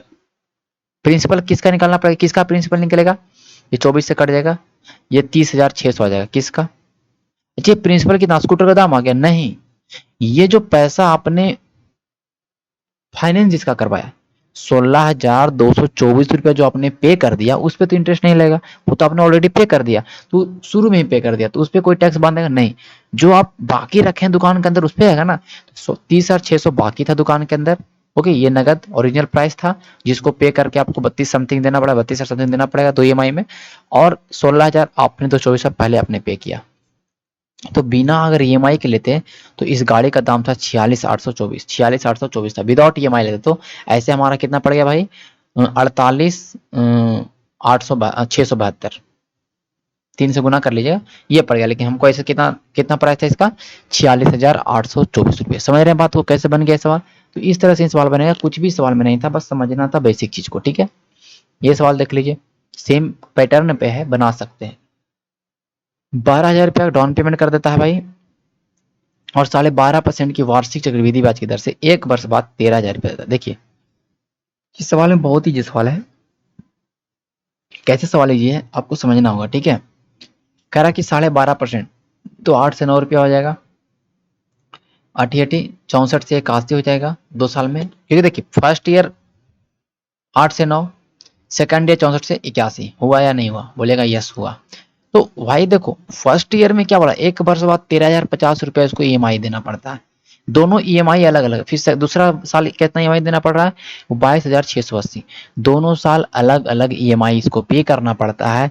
तो 12.5% पे, तो जब अलग अलग ईएमआई है तो इसको इक्वल करने का कोई जरूरत नहीं है। हम कहेंगे 13,050 रुपया पहले ईएमआई पे किए, अब बोलेगा नहीं हमने तो भाई 9 रुपये ईएमआई पे किया, 9 से तुलना करिए, 8 से गुना करिएगा, पहला आपका यहाँ पर प्रिंसिपल आपका आ जाएगा। ठीक है, इसको सोल्व कर लेते हैं, 9 एकम 9, ठीक है, 9 चौक 36, 9 पचे 45, इतना से कट जाएगा 1450 से। इसको हम गुना कर लेते हैं, 8 पचे 40, ओके ओके 8 पचे 40, और 14 ठीक 112, 112 और 4 116, 11,600 यहाँ पर था, 11,600 यहाँ पर। ओके, यहाँ से निकाल लेते हैं, तो किताब का रहेगा नहीं 22,680 रुपये आपको पे करना पड़ेगा, हम बोलेंगे नहीं 81 रुपये करेंगे पे, निकालना पड़ेगा 64। सोल्व करिए, 22,680 भागा 81 इंटू 64 क्या होगा। ठीक है, तो 22,680 को 64 से भाग करिएगा, 81 से भाग करिएगा, तो आपका आ जाएगा 280। ठीक है, कितना आ जाएगा 280, और 280 को गुना करना आपको 64 से, कितना आ जाएगा भाई, ये 280 से कट जाएगा देख लीजिएगा, और गुना करने का बताएगा 17,920। तो दो प्रिंसिपल आपके सामने है, एक यहाँ पर प्रिंसिपल 11,600, एक यहाँ पे प्रिंसिपल 17,900, टोटल कितना पैसा दाम कितना रेट हो गया, मूल रेट 11,600 पहले बार, 17,920 दूसरा वाला पे करना था, लेकिन हमने पे किया 22,000।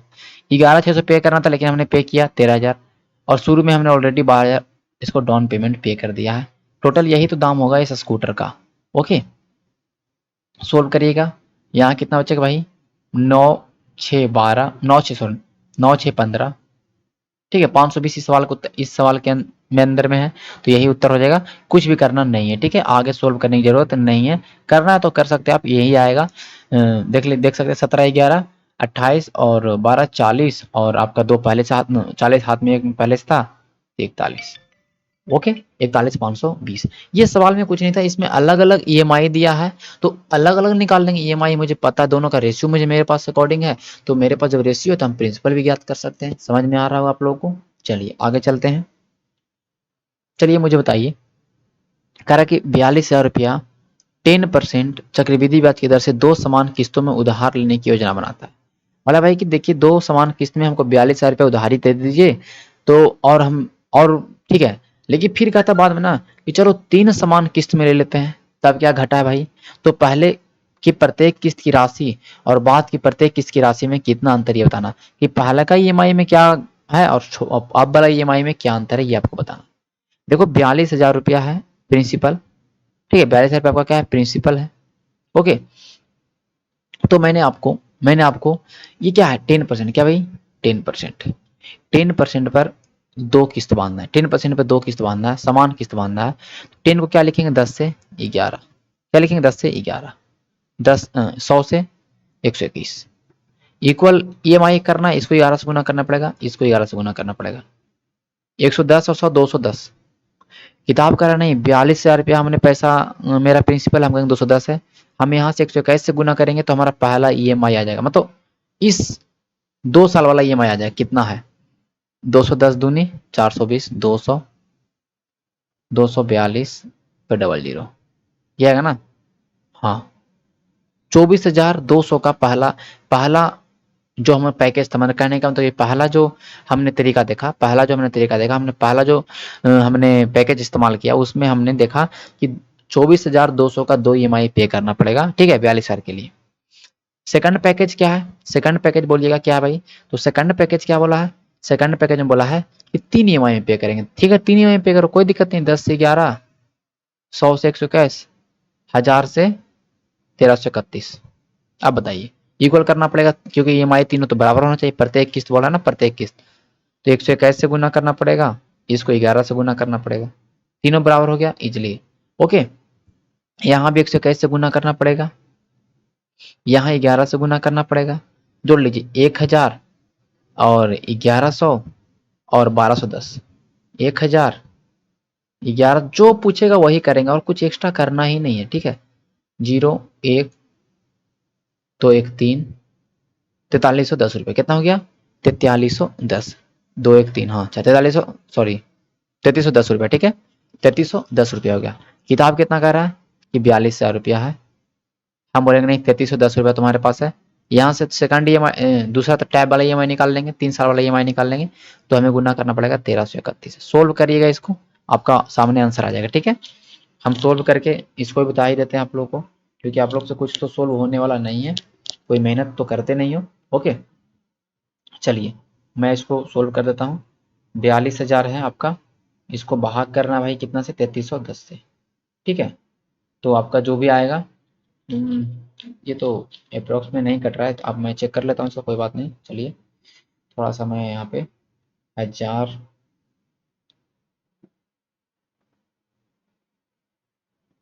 ठीक है, इसको देखिएगा। ओके, तो मेरा पूरा क्या है, यहाँ पर हमने 121 से गुना किया ना, ओके 1210 है। यहाँ पर हमने 100 से गुना, 11 से गुना किया है, ठीक है। यहाँ पर हमारा 1000 है, कोई इसी से गुना नहीं करना पड़ेगा। ओके ओके, ठीक है, यहाँ पर 3310 ही है, ठीक है। हमारा पूरी राशि कितना भाई, 42,000, 42,000 है, कितना से भाग करना पड़ेगा, 3310 से। हमारा उसके बाद हमें कितना से गुना करना पड़ेगा, 1331 से, क्योंकि हमारा ईएमआई 1331 है, तो मुझे पता चलेगा 16,888 रुपये। देखिएगा ये इतना आएगा, सम पॉइंट समथिंग आएगा 82, ठीक है। ओके, तो ये कुछ कुछ ऐसा सवाल होते हैं जिसमें सोल्यूशन करना पड़ेगा आपको, कोई भी इसमें टाइम देना पड़ेगा, थोड़ा सा कमी, कोई कुछ सवाल होता है, ठीक है।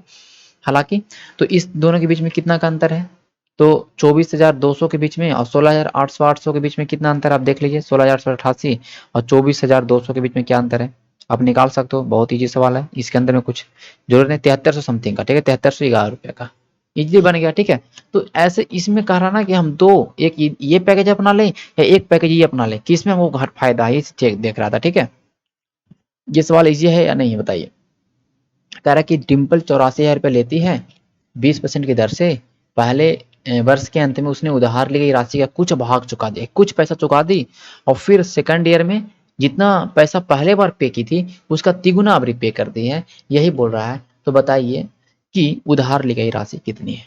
भाई देखो ये सवाल में कोई दम नहीं है, कैसे नहीं दम है, देखिए हम इसको दो तरीके से बना सकते हैं। पहला क्या बना सकते हैं कि 84,000 इसने लिया होगा, 20% मतलब 6/5 रुपया इसको अमाउंट यहाँ बन गया होगा, ठीक है, इतना इसको चुकाना पड़ता, क्योंकि एक साल में 20% की रेट से 84,000 का 6/5 हुआ कि नहीं अमाउंट, ये तो आप मैंने बता दिया 120/100 करिए 6/5 लिखे, दोनों बराबर है।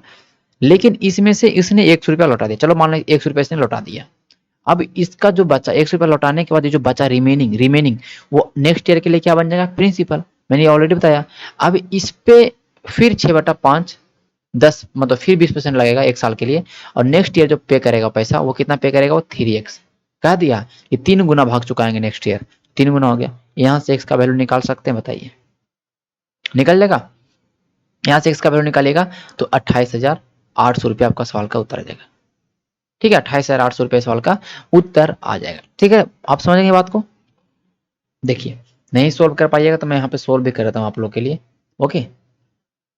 देखिए 6/5 है ना, अब देखिए यहाँ पे सोल्व कर लेते हैं 84,000 को, पहले हम इसको पूरा सोल्व कर लेते हैं, 84,000 भागा 5 कर लेते हैं, 16,800 आ जाएगा। 84,000 में भागा 5 करने से कितना आ जाएगा, 16,800 आ जाएगा, और 16,800 में 6 से गुना कर लेते हैं तो हमारा आ जाएगा 10, ये इतना आ जाएगा, ठीक है।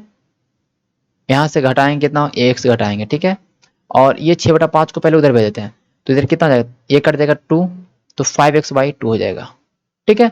अब ये 100 चला जाएगा तो 10,800, ये हो जाएगा 100,800 बराबर 5x/2 प्लस x, मतलब हो गया 7x/2, ओके। अब देखिए ये जो अमाउंट आप देख रहे हैं, ये जो आप अमाउंट देख रहे हैं ये वाला, ये आपका 6 से कटेगा कि नहीं, 7 से कटेगा कि नहीं बताइए, तो 7 से इजीली कट जाएगा भाई 14,400 से, ओके। अब यहाँ से अब यहाँ 2 से गुना करेंगे तो 100 कितना आ गया, 28,800। अच्छा 28,800 क्या है, एक्स क्या माने थे, पहला किस्त, तो पूछ रहा पहला किस्त कितना था, पहला किस्त आपका आ गया। इसको और कैसे बना सकते हैं, एक और तरीका से देखिए, हम थोड़ा दिमाग लगाते हैं। 20% को क्या लिखते हैं, 5 रुपया बन गया 6 रुपये एक साल में, सेकंड ईयर में 25 से 36 बन जाएगा। दोनों EMI क्या है, दोनों EMI अलग है ना, एक में 100 रुपया दे रहा है तो अगला साल 3x दे रहा है, मतलब एक ये EMI और सेकंड EMI के बीच में 1:3 का अनुपात है। हमने क्या बताया कि जब भी दो EMI के बीच में अनुपात दे दे या कुछ रिलेशन दे दे तो पहले इसको इक्वल कर लो, 6 से गुना किया इक्वल हो गया, 6 से यहाँ भी गुना करना पड़ेगा। अब इक्वल होने के बाद अब क्या करना है, इसको पहला EMI को 1 से गुना करना और दूसरा EMI को 3 से गुना करना पड़ेगा, क्योंकि तिगुना है। अब आपके सामने सवाल का उत्तर आपके सामने है, ओके। टोटल पैसा कितना है आपके पास, इसके पास है 3 से गुना यहाँ भी कर दीजिए, ध्यान रखिएगा, ओके। तो 6×5 = 30, यहाँ भी 1 से गुना कर दें, कोई फर्क पड़ने वाला नहीं है, 6×5 = 30 और 25 दिया 75, 375 कितना होगा बताओ, बोलोगे 375 हो जाएगा आपका 105, ठीक है।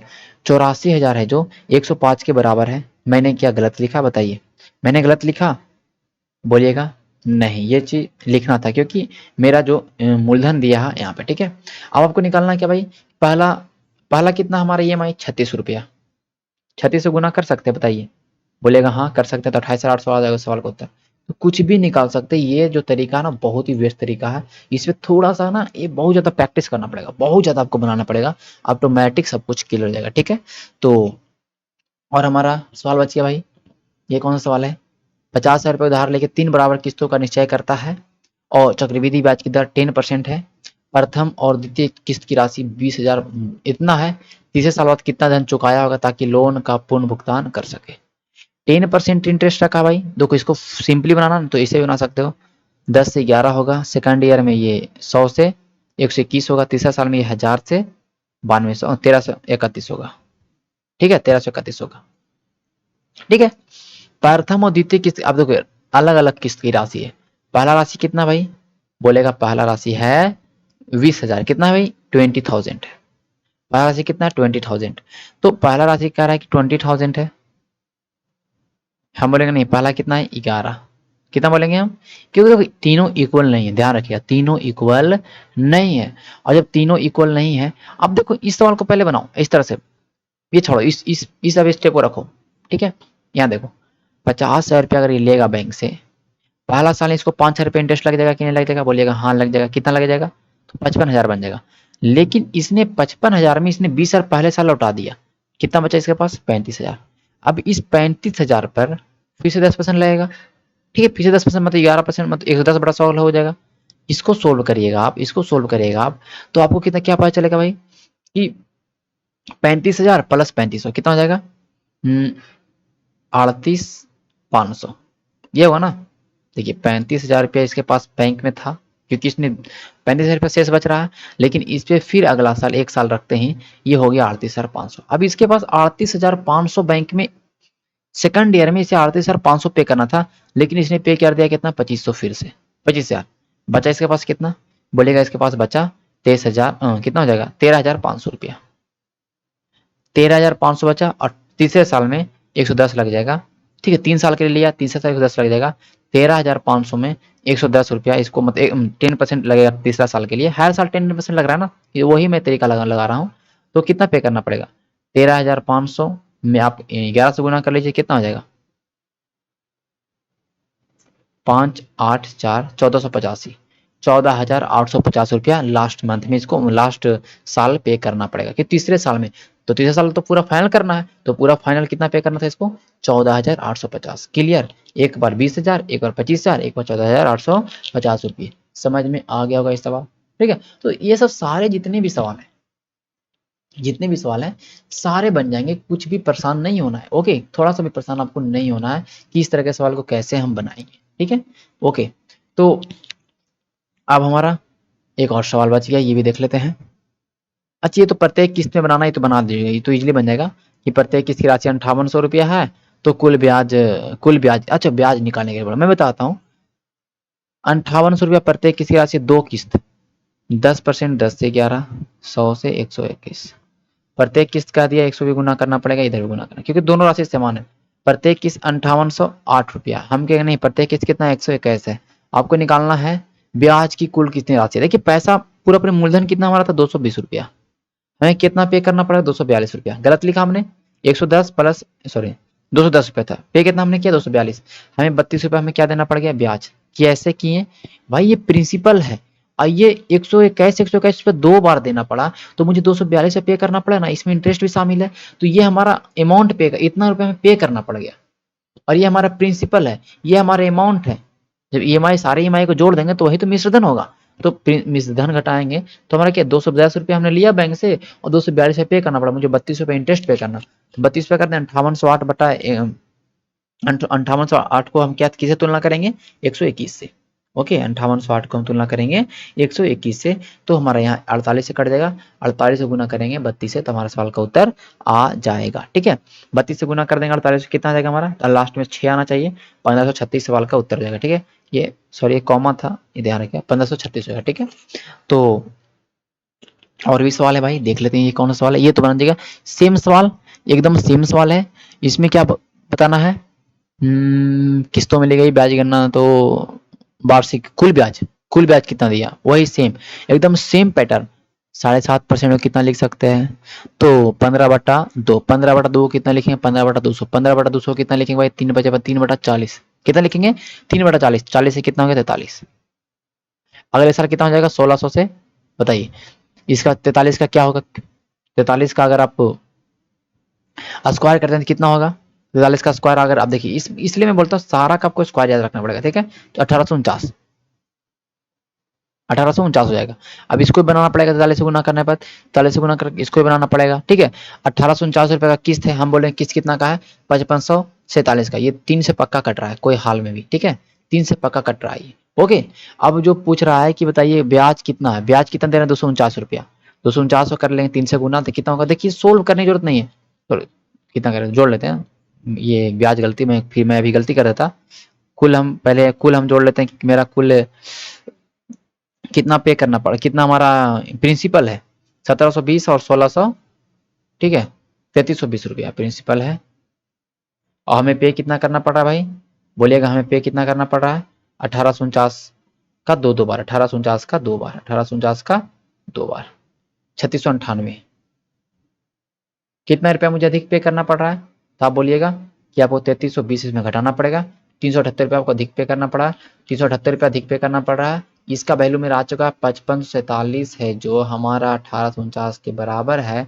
हमें 378 का वैल्यू निकालना है, ये 3 से कट रहा है, 3 से 8 तिया 24, लास्ट में इसका 4 होगा, वही सवाल गलत हो गया। 8 तिया 24, हाथ में रहा 2, 7 तिया 21 2, 23, इस सवाल का उत्तर देगा, ठीक है 3 4। तो इस तरह से प्रश्नों को बना सकते हैं, कुछ भी इंस्टॉलमेंट नहीं है, बस बाकी आपका ये कि प्रैक्टिस करिए, रिवीजन करिए, प्रैक्टिस करिए, रिवीजन करिए, प्रैक्टिस करिए, रिवीजन करिए, यही करना है। और जितना भी ज़्यादा हो सकता है, जितना ज़्यादा सवाल बनाइए, तो आपका ये पूरा चैप्टर खत्म हो जाएगा, ठीक है। तो आज हमने इस पूरे कंपाउंड इंटरेस्ट के इंस्टॉलमेंट वाले प्रश्नों को देख लिया हमने। अब नेक्स्ट चैप्टर में चलेंगे, सॉरी नेक्स्ट वीडियो में हम आएंगे सिंपल इंटरेस्ट के इंस्टॉलमेंट वाले प्रश्न पे, और हमारा चैप्टर कंपाउंड इंटरेस्ट और सिंपल इंटरेस्ट खत्म, ठीक है। चलिए, धन्यवाद।